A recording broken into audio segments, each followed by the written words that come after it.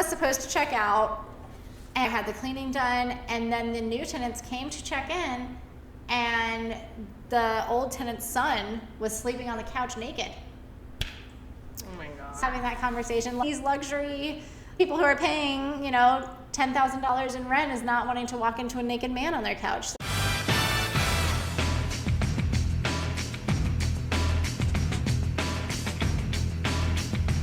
We are back with another episode.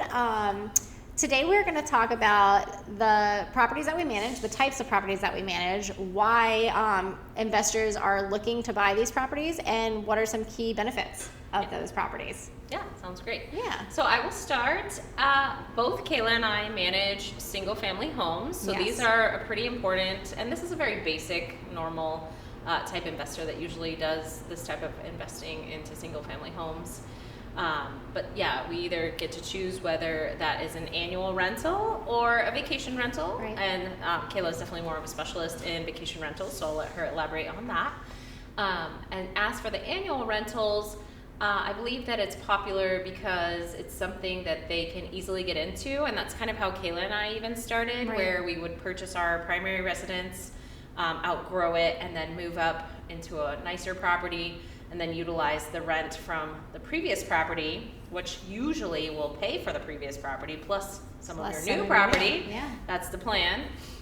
So that's how that works, and that's very popular just because it's very accessible. Right. And you do need somebody. Stability. Yeah, it's a very stable market. Obviously, families always need places to live and things like this. So that's kind of a really easy one. I would say that the main benefits of those are that you only have, one structure that you need to deal with, that you need to know about. It's Right. easy to keep track of things like when was the AC replaced, Maintenance, and yeah. all those things. So that keeps it really easy there. Well, and you get to know that one tenant. You build a relationship Yes. with that one tenant. So, hopefully it's a forget it, set it and forget it type of thing. Pretty much. Where you get that tenant in there, you build a good relationship with them. You have the maintenance on your AC, your plumbing, whatever it is, and then Yeah, you have your vendors in your just- pocket and you make your money. Yeah, you So collect that money. That's So- a good one. Some of the criteria I would say that investors are looking for in these homes would definitely be they want homes that are not in an HOA, so a homeowners association or a condo association. They don't want to be having to pay those extra dues. They don't want to be held ransom. They don't want to have special assessments. Right. They don't want to have to deal with extra applications and application fees for their tenants. And they definitely don't want to be dealing with complaints about their tenants from the Right. HOA. So yeah, the HOA is definitely a barrier for them. Right. So they're definitely looking for homes that are not an HOA, probably homes that are in pretty decent shape. A lot of the investors coming to our area right now are looking for new builds. That way they wouldn't have any maintenance issues. So we've heard that a lot from our investors. So not looking for like the older homes that are going to have cast iron pipes or this and that and the other thing. They're looking for these new builds. And again, that's a little hard to find without an HOA. So right. that's a unicorn. Sure, that's a good point. But that is definitely something the investors are looking for in the single family home realm. Yeah. And I would say that 3-bedroom, 2-bath. Yes. Is usually like the starting bedroom count. Hopefully a yard. Definitely, A yeah. garage. Hopefully a yard, a 1-car, at least a 1-car garage. So yeah, some of that basic criteria. Probably not a Yes. pool because they don't Yeah. want to deal with the pool maintenance. So they try and minimize their risks and responsibilities basically Right. with the properties. So they're trying to look for something fairly basic. Yeah.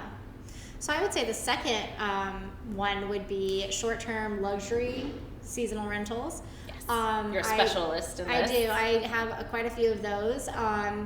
And I would say the number one benefit of that is you can come and visit. Definitely in our area, Yeah, this is where people are choosing to retire. This is where they want to bring their family on Christmas because we don't have the snow. They can still go to the beach, watch the sunsets. So I see that a lot of people will buy something today because they know that they want to retire here in 10, 20 years, and they're buying it now because they know the prices are going to continue to go up. So by the time they retire, they will be able to live here, and there will already be equity in the place, and they will be making money while they're still working in their home state. So I would say that's the biggest benefit of that. The criteria with those, when you're looking for a luxury condo, a lot of the times those are going to be in an HOA. You want somewhere that's going to have amenities. Yes. A pool, racquetball, pickleball, tennis court, kids playgrounds, whatever. Whatever you think your tenant is going to want, because they're coming down here on vacation. They want to relax. They do not want to deal with doing the lawn. So you want somewhere that's going to take care of the lawn and actually make sure that the land maintenance looks luscious and beautiful. The advantage to that too is I feel like a lot of those places have their own on-site management Yes. who do a fantastic Which job. is great, yes. And which they is have their awesome. own rental pool and all those things. Yep. So that's also really great. Yeah, exactly. So actually, with it, when you're in a seasonal or when you're in a single family home and you're looking for an annual, it's actually better to not be in an HOA. But on the other end, if you're thinking luxury short-term rental, you probably do want an HOA. It is probably better than HOA, better to be in an HOA because it's more worried-free. It's a little more lax for you. And those usually come furnished. Fully furnished. Fully furnished, fully Turnkey. turnkey. They have everything. They have the silverware, pots and pans, blenders, toasters, towels, washcloths. They have it all. And that's actually something that I do for a lot of my owners is they will buy you something. do the shopping. Yes, it happens. Oh my gosh, I cannot tell you how many times I've You're been. too dedicated. Yes. There are so many times that I have found myself at Walmart picking up washcloths. It's just one of those things. And it's also taking inventory list. Yes. I spend Checking everything. Yes, I spend hours on my luxury condos. It definitely takes a lot more manpower. Oh, for sure. The management fees are much higher. I don't like to get ththose 4 a.m. calls that they're in Mayaca, not even near the beach, and they want a beach umbrella. I'm like, just go to Walmart. Right. I don't know. I can't deal with this. No, exactly. It is like that. I have people all the time who call me and they're like, in the description it says there's a blender. There's no blender here. Well, guess who's going out to buy that blender? Exactly. The only other thing I'll add on that is that I don't know if you've seen this, but I've definitely seen this, that we've had more and more clients utilizing the new 1031 where it's a vacation rental 1031. Yes. So they're not allowed to utilize that unit for the first 2 years, more than 2 weeks out of the year. Mm-hmm. But it's something that they are, like you're saying, planning for their retirement, and they can't really use it that much, but they can at least use it in the beginning, and then it will transition into their primary residence at some point, and they are also getting that tax benefit. So I have seen a lot of people doing that recently here in Florida.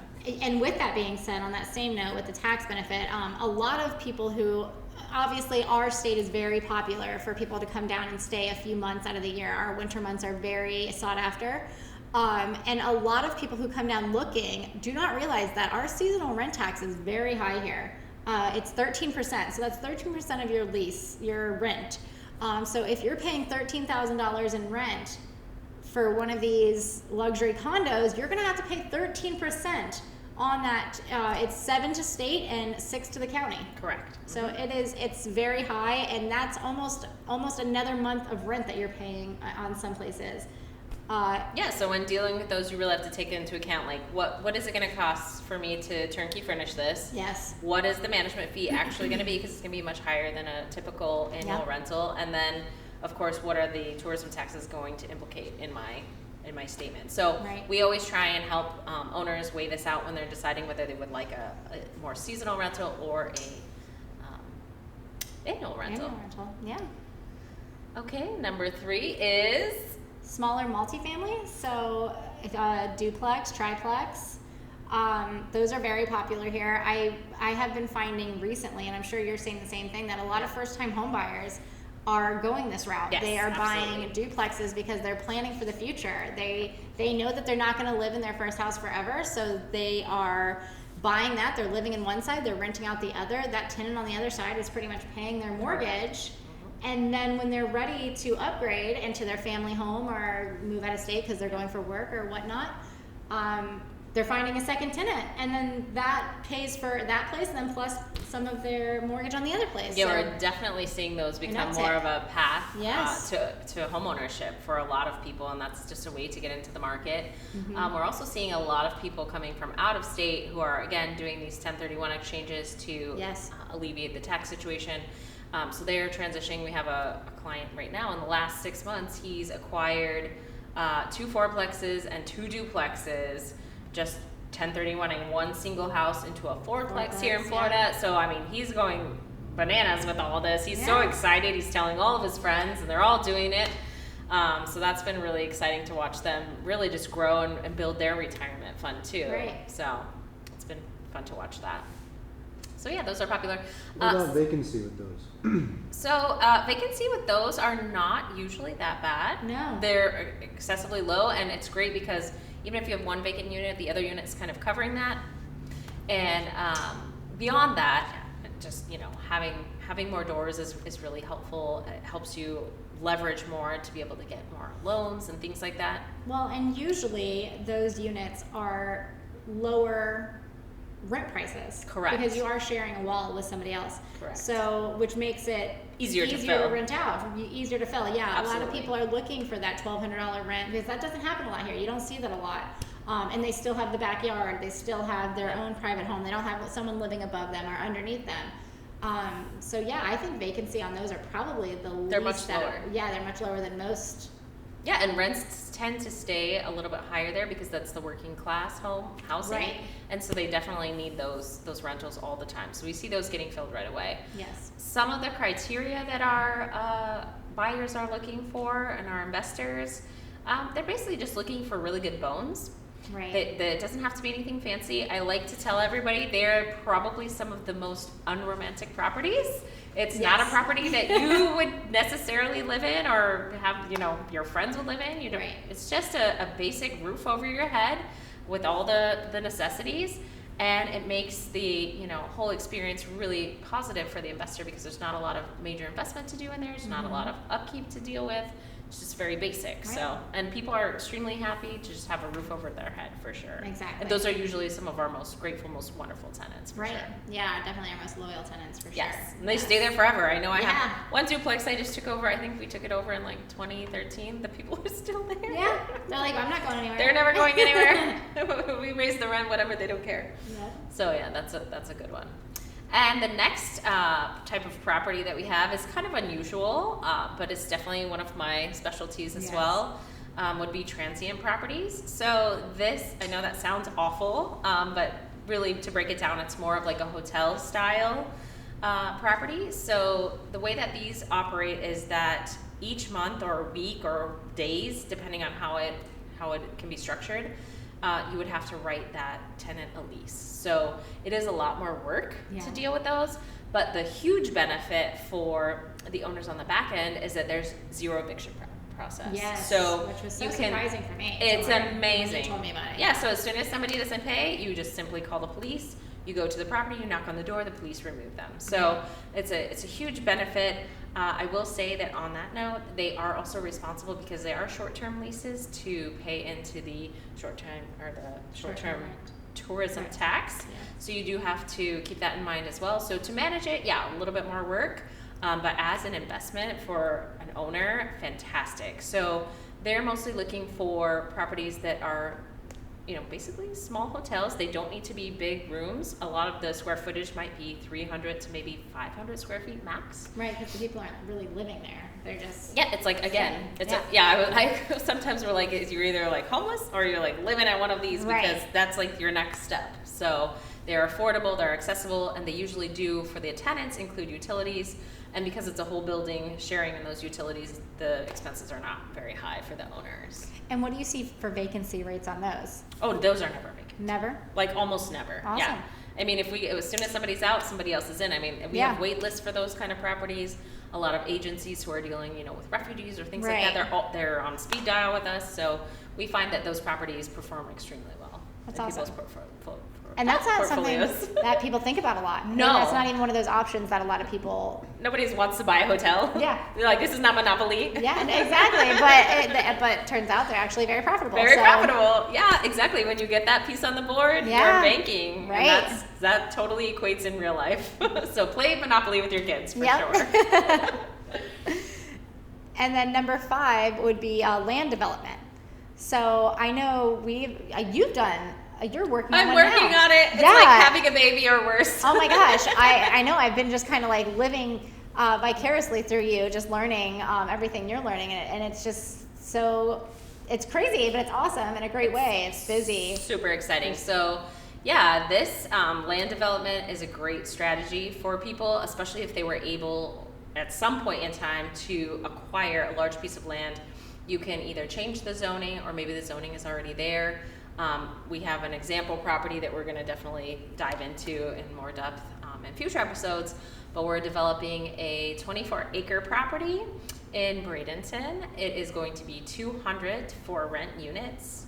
Crazy. Yeah, it's cool. It has a 25% affordability factor, so that's fantastic. We're going to be able to house a lot of the local workforce, firefighters, teachers, things like that. So we feel really good about doing that. Mm-hmm. And then, unlike other developers, we're doing 65%. Which is awesome. Yeah, you do not say that Yeah, anywhere. the density is insane. So we're not building all over. We're not scorching the earth. We're saving a lot of the trees. We had to move a bunch of buildings to do so, but we're keeping a lot of the natural landscape. And then most of the property, the vast majority, 65% of it, is just open spaces, great spaces for families to live in. So the reason that this is a really great strategy for investors is that you just have to acquire the land, which maybe you already did in a very inexpensive price. Go ahead and get the entitlements, go through the whole process, get the board approvals with the county commissioners and things like this. And then you can sell it to a developer ready to rock and roll. So that's an option. Or if you want to be really brave and break the dirt yourself and throw the party, I know I'm like, let's get our construction hats on and let's go get a shovel.